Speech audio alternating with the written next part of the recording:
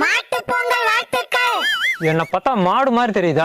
குடும்பத்துக்காக மாடு மாதிரி உழைக்கிறீல்ல, அதனாலதான் சொல்றோம். சரி சரி.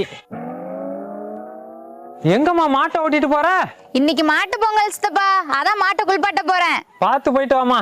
யோ, பொங்கலே முடிய போது எப்பயும் புது ட்ரெஸ் எடுத்து கொடுப்ப? பக்கத்து வீட்டுக்காரி பட்டு புடவை வாங்கி கட்டிட்டு ஆட்டிட்டு இருக்கா.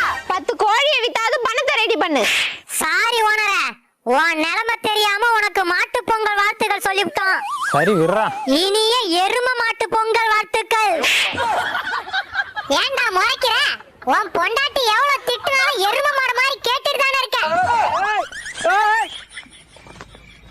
மாடு எங்கம்மா? அது தண்ணியில இறங்கவே மாட்டேது சித்தப்பா, அதான் தள்ளி விட்டேன். இப்ப ஜாலியா நீச்சல் அடிச்சிட்டு இருக்கு. நீச்சல் அடிக்குதா?